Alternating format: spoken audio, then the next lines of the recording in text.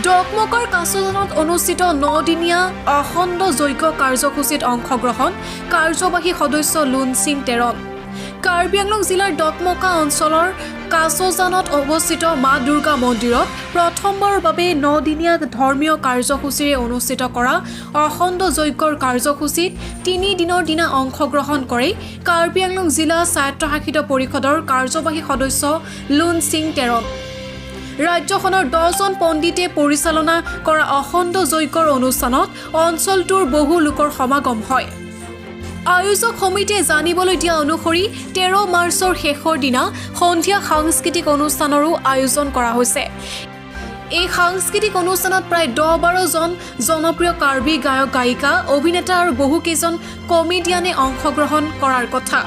ইপিনে আৰম্ভণিৰে পৰা বৰ্তমানলৈকে অবিৰত অখণ্ড যজ্ঞৰ কাৰ্যসূচী অব্যাহত ৰাখিছে। দিনৰ ভাগৰ পৰা মাংগলিক নিয়মৰ অধীনত পূজা আৰু মহাজ্ঞান অখণ্ড যজ্ঞৰ কাৰ্যসূচী অব্যাহত ৰাখে। উল্লেখ্য যে সমগ্ৰ বিশ্ব শান্তি আৰু সনাতন ধৰ্ম ৰক্ষাৰ হেতুকে আয়োজন কৰা মহাজ্ঞান অখণ্ড যজ্ঞত অন্তিম দিনলৈকে সমূহ ভক্তপ্ৰাণ ৰাইজৰ সহায় সহযোগিতা আৰু উপস্থিতি কামনা কৰিছে আয়োজক সমিতিয়ে। পশ্চিম কাৰ্বি আংলঙৰ পৰা নাৰায়ণ বৰুৱাৰ ৰিপৰ্ট, বটদ্ৰা লাইভ। কাৰ্যসূচী তৃতীয় দিৱস আজি আমাৰ অখণ্ড মহাযজ্ঞ আৰু ৰাতিপুৱা 8টাৰ পৰা আমি 1টা বজালৈকে মহা চণ্ডী পূজা সমাপন কৰি পেলাই আমাৰ পণ্ডিতসকলে মাজতে ব্ৰেক লৈ আকৌ 3টা বজাৰ পৰা আমাৰ অখণ্ড যজ্ঞ আৰম্ভ হৈছে। আজি তৃতীয় দিৱসতে ইমান যে মানুহ আমাৰ অখণ্ড যজ্ঞত মানুহ সমাবেশ অতীত মানে সমাবেশ হৈ আছে। আমি আশা ৰাখিছোঁ আগন্তুক 13 তাৰিখ পৰ্যন্ত লক্ষ মানুহৰ সমাবেশ হোৱা আমি এটা আশা ৰাখিছোঁ। গতিকে আমি সেই আশা আমাৰ মহাভগৱতী মা দুৰ্গাই যে আমাক শান্তি হিচাপে আমাৰ বিশ্ব শান্তি হিচাপতে এই পৰিণত কৰাই দিব কাৰণে আমি তেওঁৰ ওপৰতে আশা ৰাখি এইখন মহাযজ্ঞ আজি তৃতীয় দিৱস পদাৰ্পণ কৰা হৈছে।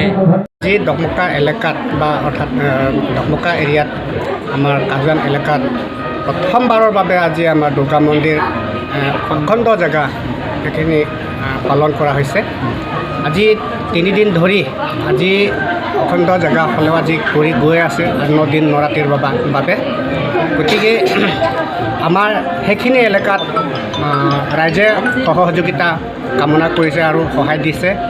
আৰু ৰাতিপুৱা আমাৰ PM ছাৰ লুনচিং তেৰণ তেওঁ অংশ প্ৰদৰ্শন কৰি গৈছে আৰু লগতে অহা 13 তাৰিখত যাতে আমাৰ EM ছাৰক কৈ গৈছে যে এই দিনাখন 13 তাৰিখৰ ৰাতি আবেলি হ'লেও আমি আহি যাম, এপাক আহি যাম বুলি কৈছে।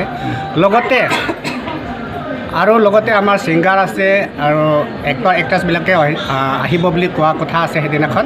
সেইটো দিনাখনে আমাৰ EM ছাৰ আহিব। গতিকে আপোনালোকৰ কাৰণে মোৰ ফালৰ পৰা ধন্যবাদ।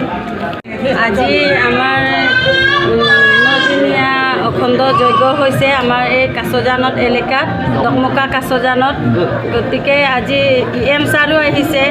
আগন্তুকো আকৌ 13 তাৰিখে আকৌ আহিব বুলি কৈছে। 13 তাৰিখ দিনাখন মানে ছিংগাৰবিলাকো আহিব আৰু EM ছাৰো আহিব।